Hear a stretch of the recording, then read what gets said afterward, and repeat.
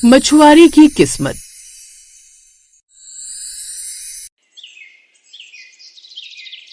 ये कहानी है रमेश की। रमेश अपनी पत्नी शीतल के साथ रहा करता था। दरअसल रमेश एक मछुआरा था और उसकी पत्नी गर्भवती थी। ऐसे ही एक दोपहर रमेश मछली पकड़ने नदी के किनारे जाता है। तभी रमेश का दोस्त मनोज उससे बोलता है, अरे रमेश, तू यहाँ, वो भी दोपहर के समय? तू तो शाम के वक्त आता था, फिर इस समय तू यहाँ पर आया, मुझे कुछ समझ में नहीं आ रहा है।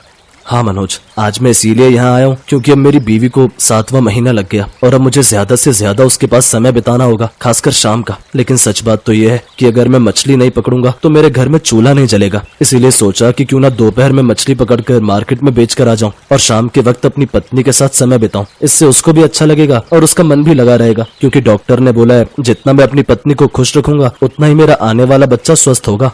देख भाई, मैं जानता हूँ कि तेरे और तेरी पत्नी को अभी काफी दिक्कतों का सामना करना पड़ेगा, लेकिन सच बात तो यह है कि अगर तेरी पत्नी को 7वां महीना लग गया तो तू अपनी माँ को बुला ले, क्योंकि इस समय गर्भवती महिलाओं के पास किसी न किसी का होना बहुत जरूरी होता है। तू बिल्कुल ठीक बोल रहा है मनोज, लेकिन सच बात तो यह है कि मैं अपनी माया बहन को नहीं बुला सकता, क्योंकि उन लोगों ने मुझे न सिर्फ घर बल्कि हर चीज से बेदखल कर दिया है। और सिर्फ इसलिए मैं यहाँ मछलियां पकड़कर अपने घर का गुजारा कर रहा हूँ। और उन्होंने मुझे बेदखल सिर्फ इसीलिए किया क्योंकि मैंने शीतल से प्यार किया और इससे शादी की, और शीतल के पिता एक मछुआरे थे। भाई मनोज, अगर तू बुरा ना माने तो जब तक मैं यहाँ मछलियां पकड़ रहा हूँ, क्या तब तक तेरी पत्नी मेरी पत्नी के साथ मेरे घर में रह सकती है? मनोज रमेश का बहुत अच्छा दोस्त था, इसलिए मनोज रमेश को मना नहीं कर पाता और वो उसे हाँ कर देता है। इस तरह दोनों दोस्त अब मछलियां पकड़ने लगते हैं। थोड़ी ही देर बाद जहाँ मनोज ने ढेर सारी मछलियां पकड़ी थी तो वहीं रमेश ने बहुत कम मछलियां पकड़ी थी और अब दोनों ही मार्केट में जाकर मछली बेचते हैं। रमेश की आज की कमाई सिर्फ 500 रुपए थी और उन 500 रुपए को देखकर रमेश खुद से कहता है, ये क्या, आज तो सिर्फ 500 रुपए की कमाई हुई। समझ नहीं आ रहा घर में राशन लेकर जाऊं या शीतल की दवाई। कोई बात नहीं, मछली मेरे पास है ही, मैं शीतल को कह दूंगा कि आज वो मछली चावल बना ले। कुछ देर बाद रमेश अपनी पत्नी की दवाइयाँ लेकर अपने घर पहुँच जाता है। अरे शीतल, तुम यहाँ क्यों बैठी हो? मैंने मना किया था ना कि अभी चूल्हे के पास मत जाना। डॉक्टर ने बोला है कि धुएं से तुम्हें और बच्चे को दिक्कत हो सकती है। तो क्या करती, आप थके हारे काम से आओगे तो क्या भूखे पेट सोगे? और आज वैसे भी घर में सिर्फ चावल पड़े थे।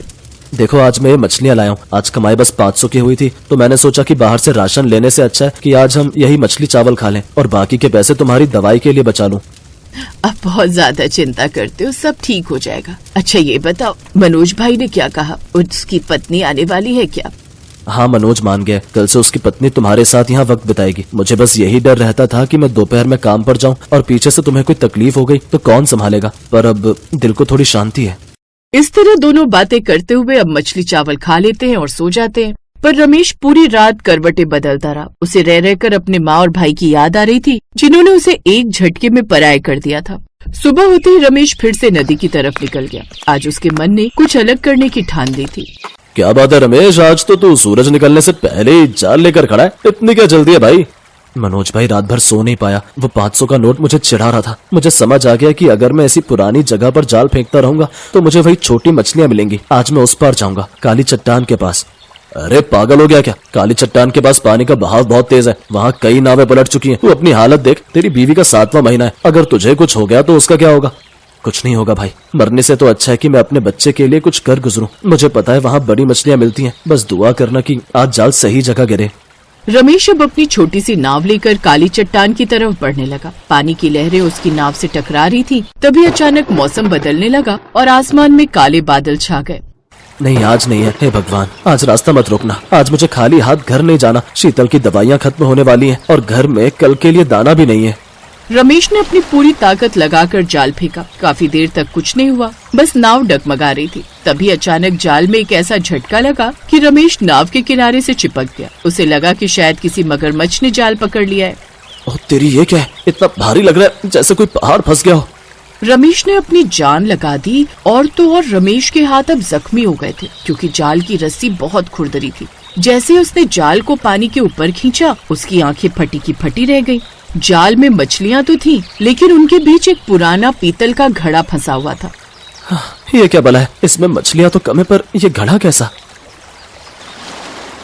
रमेश ने अब ढक्कन खोला। उसके अंदर कोई खजाना नहीं था, बल्कि कुछ पुराने सिक्के और एक चमकता हुआ पत्थर था। रमेश को लगा कि ये कोई मामूली पत्थर है, पर वो पत्थर सूरज की हल्की रोशनी में भी इंद्रधनुष की तरह चमक रहा था। जहाँ रमेश ये सब देख रहा था तो वहीं दूर से दौड़ता हुआ मनोज आता है और रमेश कहाँ मर गया था भाई? मैं तो डर गया था कि कहीं तू डूब तो नहीं गया। ये क्या लाया और ये घड़ा कैसा है?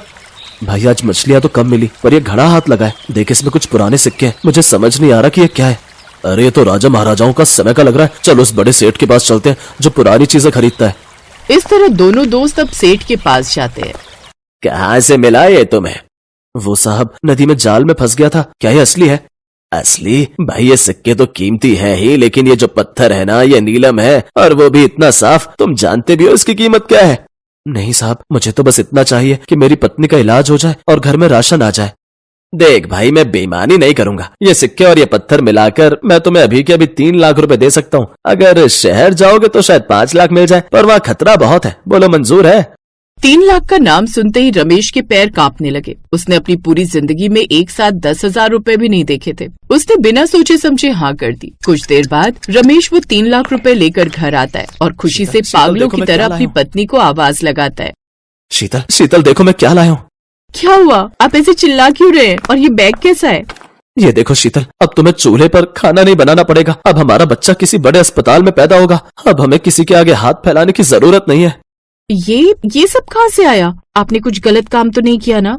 नहीं पगली, ये मेरी मेहनत और उस काली चट्टान वाले बाबा का आशीर्वाद है। आज मेरी किस्मत बदल गई शीतल। इस तरह रमेश अपनी पत्नी को गले से लगा लेता है और अब अगले ही दिन ये खबर आग की तरह पूरे गांव में फैल गई। जैसे ही रमेश के भाई और माँ को पता चला कि रमेश लखपति बन गया है, वो दोनों तुरंत उसके टूटे घर पर पहुंच गए और मगरमच्छ के आंसू बहाते हुए कहते हैं, अरे मेरा बेटा रमेश, मैं तो रोज तेरे लिए दुआ मांगती थी। मुझे पता था कि तू एक दिन हमारा नाम रोशन करेगा। चल बेटा, अब इस झोपड़ी में रहने की जरूरत, वापस घर चल। हाँ छोटे, देख माँ तेरे बिना कितनी उदास रहती थी। वो तो बस गुस्से में कह दिया था। आखिर खून तो एक ही है ना। खून? भाई साहब, जब शीतल को 7वां महीना लगा और घर में एक दाना नहीं था, तब ये खून कहाँ गया था? जब आपने मुझे सिर्फ इसीलिए निकाल दिया क्योंकि मैंने एक मछुआरे की बेटी से शादी की, तब माँ की ममता कहाँ सो गई थी? बेटा वो तो बस माँ, अब और नाटक मत करो। आप लोग मेरे पास नहीं, इन रुपयों के पास आए हो। लेकिन याद रखना, ये रुपए मैंने अपनी जान जोखिम में डालकर कमाए हैं। मनोज भाई ने मेरा साथ दिया जब मेरे पास कुछ नहीं था। अब मेरा परिवार वही है। रमेश ने अपने माँ और भाई को दरवाजे से ही विदा कर दिया। उसने उन पैसों से गांव में एक छोटा सा क्लिनिक खुलवाया ताकि किसी और गर्भवती महिला को शहर न भागना पड़े। उसने मनोज को भी एक नई नाव और जाल खरीद कर दिया। कुछ महीने बाद, मुबारक हो रमेश भाई, बेटा हुआ है। बिल्कुल तुम पर गया है। नहीं मनोज भाई, ये मुझ पर नहीं, अपनी माँ की हिम्मत पर गया है। इसने पेट में रहते हुए बहुत गरीबी देखी है। अब मैं इसे दुनिया की हर खुशी दूंगा। रमेश अब भी मछली पकड़ता है, लेकिन अब वो मजबूरी में नहीं बल्कि शौक से जाता है। उसकी किस्मत ने उसे सिखा दिया था कि समंदर जितना गहरा दुख देता है, वक्त आने पर उससे कहीं ज्यादा सुख भी देता है।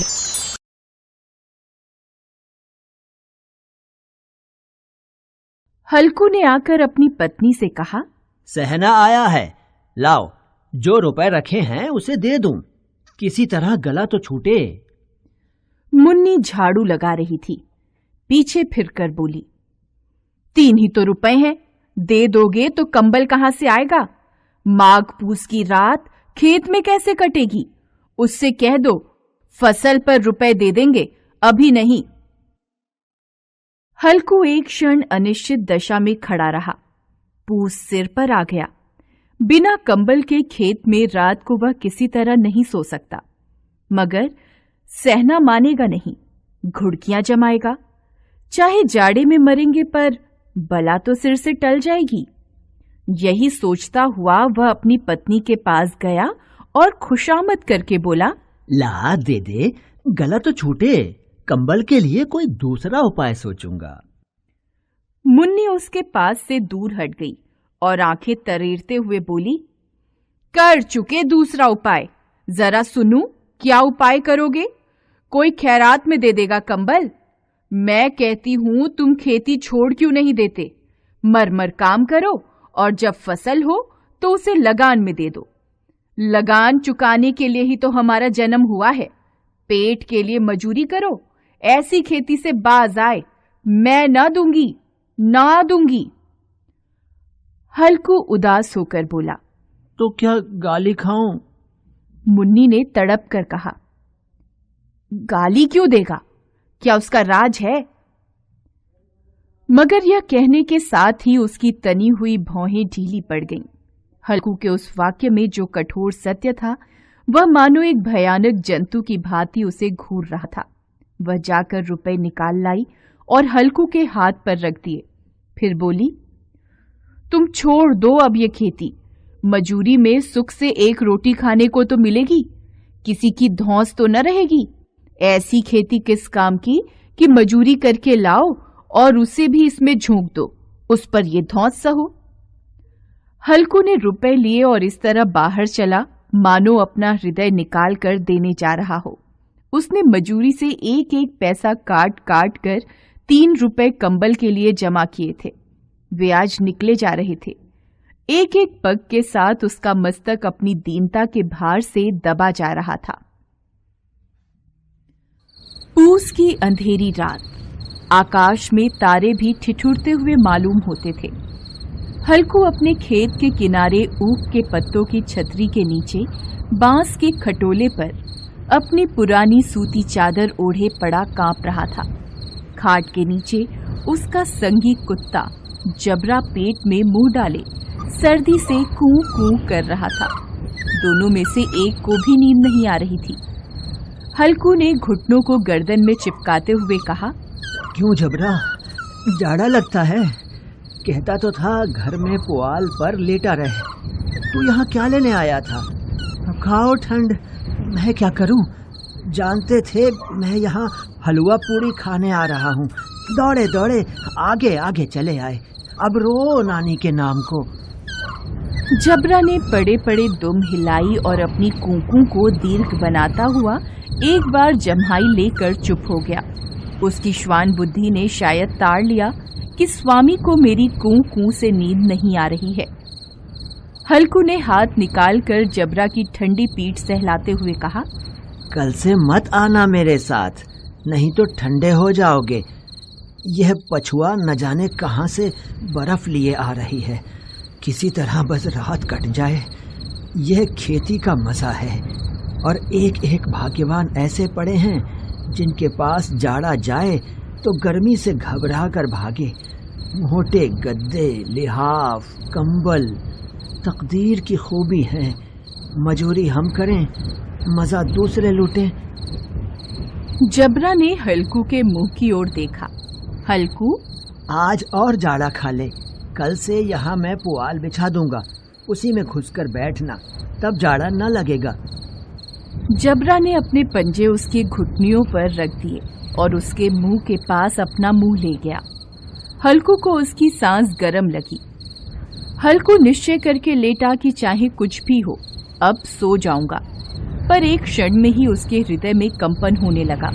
कभी इस करवट लेटता, कभी उस करवट, पर जाड़ा किसी पिशाच की भांति उसकी छाती को दबाए हुए था।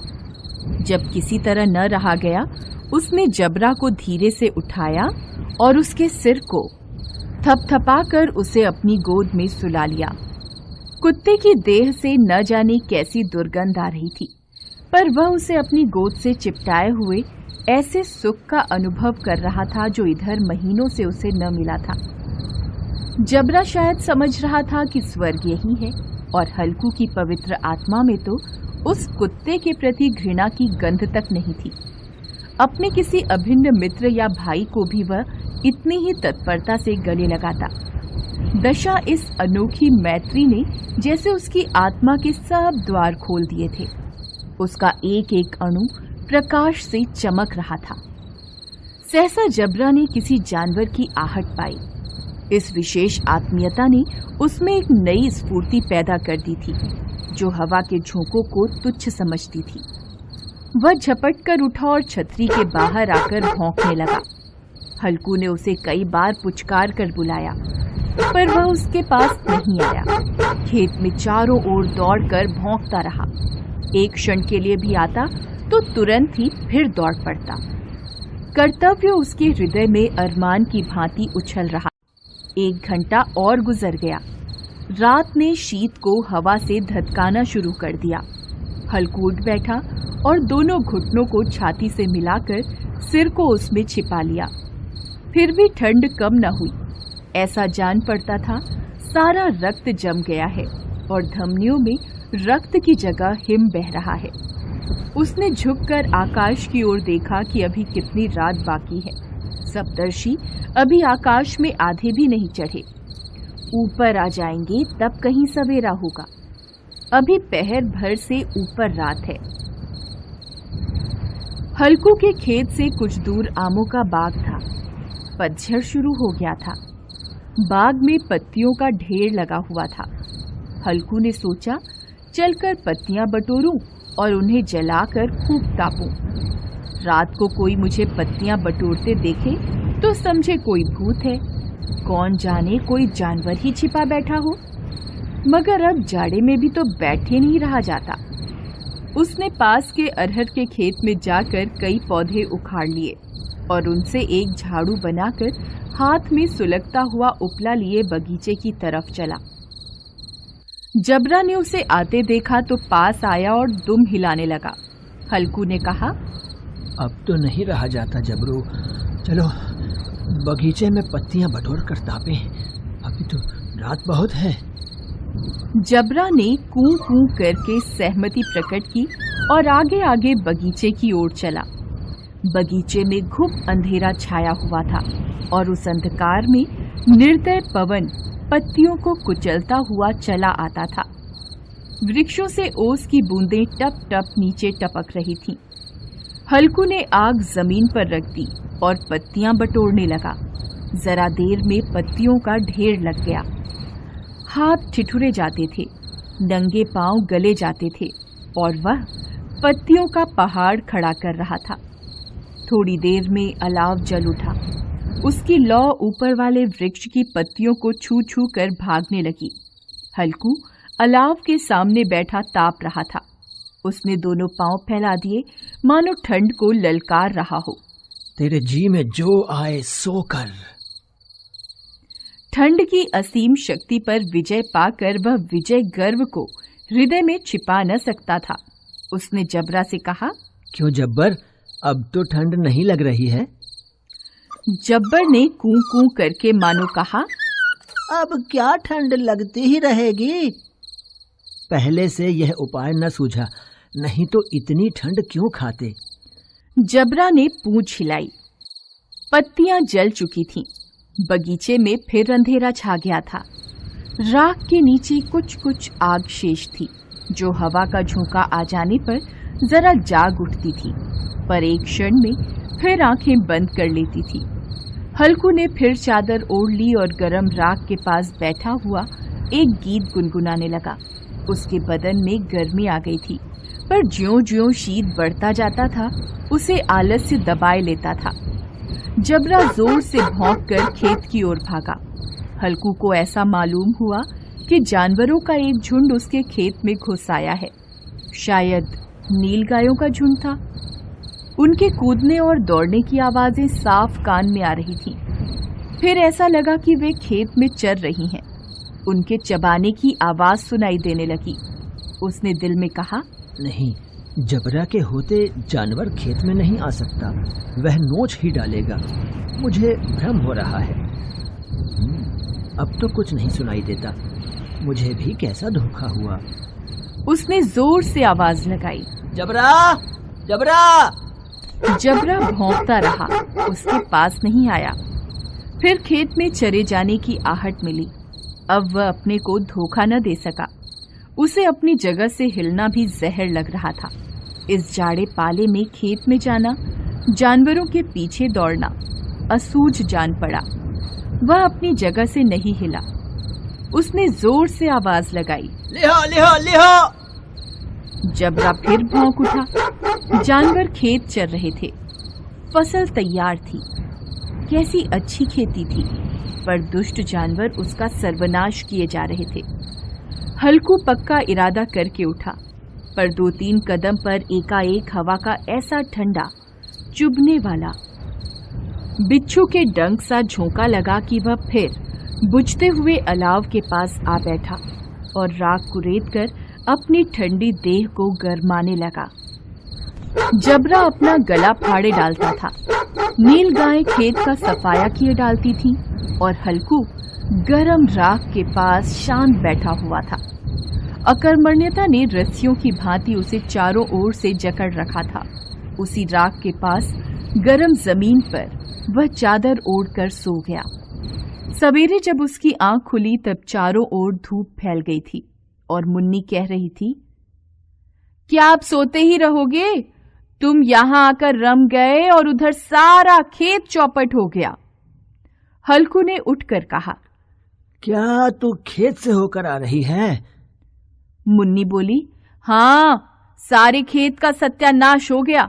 भला ऐसा भी कोई सोता है? यहां मड़ैया डालने से क्या लाभ हुआ? हल्कू ने बहाना बनाया, मैं मरते मरते बचा, तुझे अपने खेत की पड़ी है। पेट में ऐसा दर्द हुआ कि मैं ही जानता हूँ। दोनों खेत की दशा देख रहे थे। मुन्नी के मुंह पर उदासी छाई थी, पर हल्कू प्रसन्न था। मुन्नी ने चिंतित होकर कहा, अब मजूरी करके मालगुजारी भरनी पड़ेगी। हल्कू ने प्रसन्न मुख से कहा, रात की ठंड में यहाँ सोना तो नहीं पड़ेगा। हेलो दोस्तों, कैसे हैं आप सब? हमारी कहानियाँ देखने के लिए हमारे चैनल को सब्सक्राइब कीजिए और हाँ, बेल आइकॉन पर क्लिक करना मत भूलिएगा।